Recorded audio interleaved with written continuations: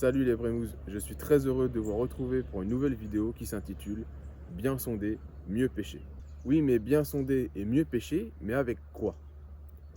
Avec ceci, à l'ancienne, un plomb, un flotteur. Je vous montre comment ça marche. Vous verrez les Brémouzes, le principe est hyper simple. Pour commencer, vous avez une tresse, qui est votre corps de ligne, directement sur le moulin. Pas besoin de bas de ligne, rien de tout ça.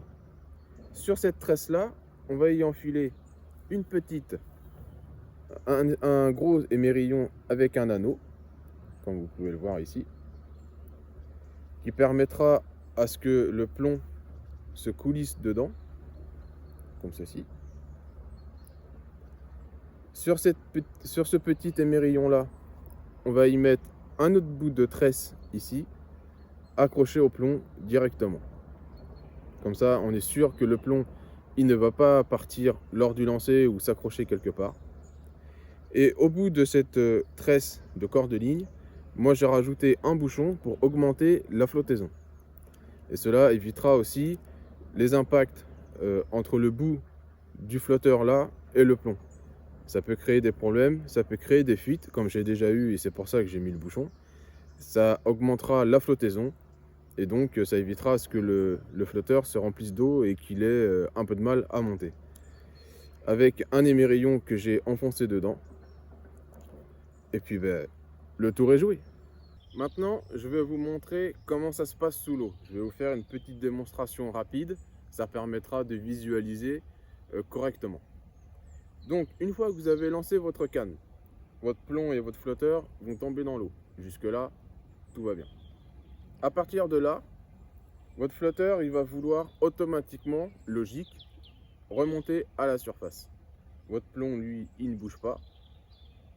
Si vous voulez connaître la profondeur de l'eau, vous avez juste à desserrer votre frein, à laisser du mou, du fil, et votre flotteur, il va vouloir automatiquement remonter à la surface. À partir du moment que vous voyez votre eau fluo sortir légèrement de l'eau, vous connaîtrez la profondeur. Je vais vous montrer sur la canne directement, vous allez vite comprendre. Une fois que vous avez obtenu votre profondeur, vous rembobinez, ça va être embuté et à partir de là, ça va être en tension avec le plomb. Vous grattez avec votre canne, vous obtenez une zone qui vous plaît, vous débobinez, le flotteur va vouloir remonter, ça va ressortir de l'eau et là vous connaîtrez la deuxième profondeur parce que des fois les étangs ils ne sont pas plats à 100%. Ça peut jouer sur 50 cm, 20 cm, etc. Donc pour vous, ça vous permettra aussi de connaître approximativement à 5 cm près, je dirais, la profondeur. Je vous montre ça avec la canne. Si vous voulez avoir un petit peu plus de précision, c'est très simple. Il suffit de vous munir d'un petit mètre et de mesurer entre le haut du flotteur, celle qui va ressortir de l'eau, et du plomb. Là, j'ai... Allez, on n'est pas à 1 cm près, je suis à 40 cm. Ça veut dire quoi? Vous allez lancer votre plomb dans l'eau, il va être automatiquement comme ceci. Donc ça veut dire que le point 0, au lieu qu'il soit ici, il va être là. Vous allez faire deux mesures, vous allez, admettons, compter 1 mètre. Donc il va partir d'ici, il va ressortir de l'eau, vous allez voir 1 mètre. Oui, mais le niveau 0, il n'est pas ici, il est là. Donc 1 mètre, 40 cm, donc en réalité, vous avez 1,40 m. Chose très importante à retenir. Ce qui est important aussi, c'est au niveau de la canne. Quelle canne choisir pour ce genre d'opération? Moi, j'ai choisi une Xtreme 9. Vous voyez, c'est écrit Xtreme 9 Spod avec 3,60. Donc 3,60, c'est la taille de la canne. Donc c'est une 12 pieds et une 5 livres. Une 5 livres. Alors une 5 livres, c'est beaucoup plus rigide que les 3 livres 5 ou les 3 livres ou 2 livres 75. C'est fait exprès pour ces genres de marquage ou éventuellement hausse bombe. Je vous déconseille également de prendre ces genres de cannes là pour pêcher avec. Pourquoi? Parce que vous n'aurez aucune sensation avec le poisson et c'est le meilleur moyen de dézinguer toutes les bouches vu qu'elles sont hyper raides. Donc là j'ai éventuellement trouvé un petit spot qui peut être sympa avec les cailloux que vous voyez dans le fond et j'ai envie de connaître le fond et de savoir sa profondeur. Alors pour ça c'est très simple. Toc, je déverrouille mon pick-up, je le lance à proximité. Là, impeccable.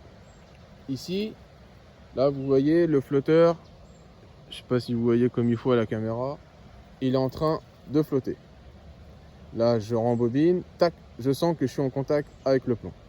À partir de ce moment là, je mets le haut de mon pick-up, le haut de la roulette, ici, en haut.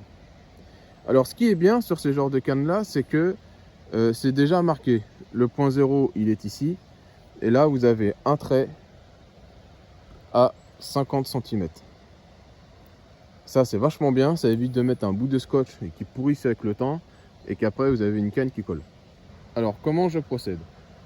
Je mets ma canne en tension, je mets le haut de la roulette au niveau 0 ici, ça va être beaucoup plus simple. Je desserre mon frein, pas de trop non plus, juste ce qu'il faut pour pouvoir tirer. Et donc à partir de là, je vais faire toc jusqu'à 50 cm ici. Donc là 50 cm. Je recommence jusqu'à temps que le flotteur il sort. Là j'ai 1 mètre. Pour l'instant je ne vois toujours pas le flotteur. 1 mètre sans compter les 40 cm. Donc en réalité j'ai 1 mètre 40. Je continue. Tac.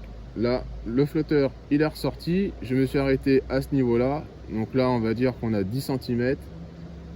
Donc tout à l'heure j'étais à 1 mètre, donc ça fait 1 mètre 40, donc 1 mètre 40 plus 40, 1 mètre 80.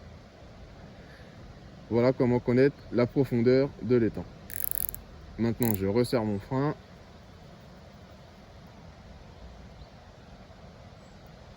Et je me remets en tension. Maintenant pour connaître le fond, il faut avoir un peu de place autour de soi et mettre la canne à l'horizontale, les anneaux vers l'étang, mettre sa main ici pour aider au tirer, et là il suffit juste de voilà, et là vous voyez c'est un peu dur par endroit, il y a des petits appuis, je sens que ça vient pas forcément tout seul, donc là on peut potentiellement penser qu'il y ait de la vase. Si par exemple il n'y avait pas de vase, admettons du sable, il n'y aurait pas eu d'un coup comme ça viendrait littéralement tout seul, comme s'il n'y avait rien au bout. Là je sens que je force un petit peu. Ouais. Alors là vous voyez quelque chose d'intéressant, c'est que là j'ai avancé tranquillement, et là d'un seul coup, tac, je me suis retrouvé dans un caillou peut-être. Alors là à partir de là, je vois que j'ai quand même bien avancé. Je veux connaître mon fond. Je desserre le frein. Je mets le moulin, enfin le haut du moulinet bien en haut, comme tout à l'heure. Je desserre le frein. Voilà. Là, donc là, une fois 50. Deux fois 50. Je ne vois toujours pas, donc ça fait 1 mètre. Là, je continue, jusqu'à temps qu'il sorte légèrement. 1 mètre 50. Tac, là il vient de sortir. Donc j'ai 1 mètre 55. Plus 40, 1 mètre 85. 95, pardon. 1 mètre 95. Donc là j'ai limite un peu plus profond que la bordure de tout à l'heure. Vous avez compris le système, il n'y a rien de compliqué. Si vous voulez que je vous fasse une vidéo du montage de comment est-ce que je monte le plomb avec les mirillons, etc.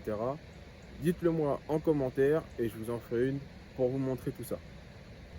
N'oublie pas de mettre un petit j'aime et un petit abonnement si la vidéo t'a plu. Moi je vous dis à vos cannes et à une prochaine. Salut et ciao bye.